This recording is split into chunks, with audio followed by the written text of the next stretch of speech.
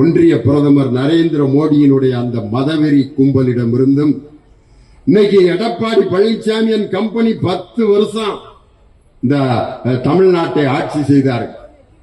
அது எடப்பாடி பழனிசாமி பாத்தீங்கன்னா பொதுமக்களே தாய்மாரில நான் ஒரு விவசாயி விவசாயிகளுக்கு நான் எவ்வளவு செய்திருக்கிறேன் தெரியுமா அப்படின்னு அப்படியே நல்ல வாம்ப ஓட்டிக்கிட்டே அவரை விட்டு ஒவ்வொருத்தரா கிளம்பி போயிட்டே இருக்காங்க. செந்தில் ஒரு படத்துல படுத்திருப்பாரு. 10:30 மணிக்கு வேட்டி காணா போவேன், 11:30 மணிக்கு சட்டை காணா போவேன், 1:30 மணிக்கு பாத்தீங்கன்னா கூலிங் கிளாஸை கழட்டி போயிடுவேன், நைட்டு 2 மணிக்கு 5000 மட்டும் இருக்கேன். அதுக்கப்புறம் காலையில பாத்தீங்கன்னா ஒண்ணுமே இல்லாம படுத்திருப்பாரு, ஒரு துண்டு மட்டும் மேல போட்டு விட்டுருப்பாங்க. இன்னைக்கு எடப்பாடி பழனிசாமியோட நிலைமை அதுதான். 10 ஆண்டுகள் இந்த நாட்டில் எதுவுமே செய்யல.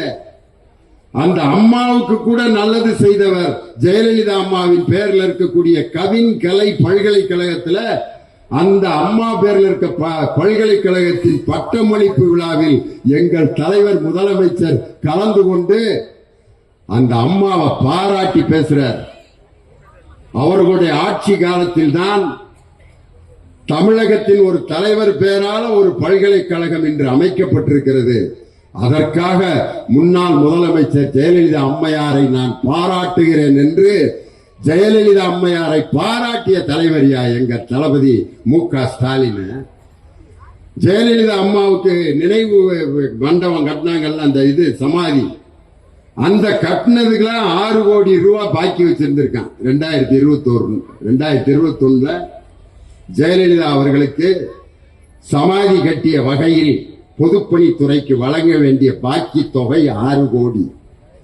நம்ம பொதுப்பணித்துறை அமைச்சர் ஏவா வேலு வந்து பாக்குறாரு, தலைவரை ஜெயலலிதா அம்மாவுக்கு கல்லறை கட்டுற காசுலயே 6 கோடி அமைச்சிருக்காங்க, இன்னும் கான்ட்ராக்டர் கொடுக்காம இருக்காங்க, நம்ம கொடுத்துடலாமா அப்படின்னு தலைவர்கிட்ட கேட்கிறாரு பொதுப்பணித்துறை அமைச்சர்.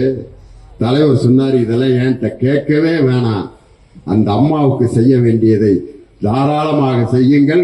காரணம், எனக்கு அவங்க முதலமைச்சரா இருந்தவங்க, அந்த கடமையை நாம் செய்ய வேண்டும் என்று முன்னாள் முதலமைச்சருடைய அந்த நினைவிடத்துக்கு 6 கோடி ரூபாய் என் தலைவர் சாங்ஷன் பண்ணார். இப்படி உங்களுடைய அம்மாவுடைய அம்மா உணவகத்துக்கு நிதி கொடுத்திருக்காரு. ஜெயலலிதா அம்மையார் பெயரில் இருக்க பல்கலைக்கழகத்துக்கு 3 கோடி ரூபாய் நிதி இன்னைக்கு ஒதுக்கி இருக்காரு.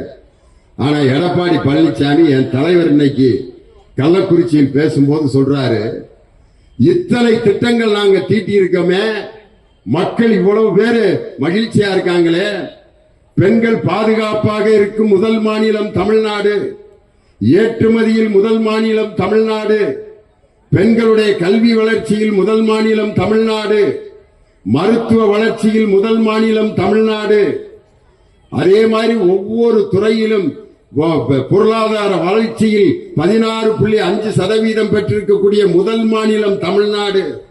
இப்படி சாதனைகளை கொண்டு வந்திருக்கமே, எடப்பாடி பழனிசாமி கிட்ட ஓப்பனா சவால் விட்டார். எங்களுடைய சாதனையில 5% நீங்கள் செய்திருந்தால் நீங்க சொல்றத நான் கேட்கிறேன், உங்கள் சவால் என் சவாலை ஏற்றுக்கொள்ள முடியுமான்னு எடப்பாடி பழனிசாமிக்கு சவால் விட்டுருக்காரு. எடப்பாடி பழனிசாமி நாளைக்கு வந்து நாங்கள் எவ்வளவு திட்டங்களை தேற்றினோம் தெரியுமா? அம்மா மினி கிளினிக், அம்மா மினி கிளினிக். நான் கேட்கிறேன், அந்த அம்மா மினி கிளினிக்ல எவ்வளவு பேர் அட்மிட் ஆனாங்க, எவ்வளவு பேர் சவிக்கியமானாங்க, எவ்வளவு பேர் அதனால பயன்பெற்றார்கள், புள்ளி விவரம் சொல்ல முடியுமா? அம்மா உணவகம் எவ்வளவு பேர் சாப்பிட்டாங்க, எத்தனை பேர் அங்க பயன்பெறுகிறார்கள் சொல்ல முடியுமா? இந்த 2 திட்டத்தை தான் திருப்பி சொல்லிட்டே இருக்காரு. அம்மா மினி கிளினிக், குடிமராமத்து பணிகள் செய்தால் விவசாயிகளை பாதுகாக்கும். ஆகா ஓகான், நீங்க எத்தனை தடவை தோசை சுட்டாலும் 2026 உதிக்க போவது உதயசூரியன் தான். அந்த உதயசூரியன் வெற்றியை எந்த கொம்பனால் இன்னைக்கு தடுக்க முடியாது. பாஜகவினுடைய கூட்டணியில பாராளுமன்ற தேர்தலில் சேரல. அப்ப பாஜக காரங்க வந்து எங்க நரேந்திர மோடியை பிரதமராக்குறதுக்கு கூட்டணி சேரியானதுக்கு சேர மாட்டேன்ட்டார். இப்ப இவரை முதலமைச்சராக்குறதுக்கு பாஜகவை சேர்த்திருக்காரு. பாஜக காரெல்லாம் பேசிக்கிறான், எங்க பிரதமரை இவர் பிரதமராக்குறதுக்கு கூட்டணி சேர மாட்டாராம், இவரை நாங்க முதலமைச்சராக்குறதுக்கு நாங்க ஓட்டு போடுவோமா? யாரு? பாஜக காரை டீ கடையில பேசிட்டு இருக்கு. திமுகவை ஒழிப்போம் என்று கிளம்பியவர்கள் எல்லாம் இன்று இருக்கிற இடம் தெரியாமல் அழிந்து போனார். செய்திகளை உடனுக்குடன் தெரிந்து கொள்ள கீழ்கண்ட கேபிள் மற்றும் டிடிஎச் நெட்வொர்க்குகளில் எம்நாடு செய்தி தொலைக்காட்சியை காணுங்கள். பாதகம் செய்பவரை கண்டால் நாம் பயம் கொள்ளலாகாது பாப்பா. மோதி மிதித்து விடு பாப்பா, அவர் முகத்தில் உமிழ்ந்து விடு பாப்பா.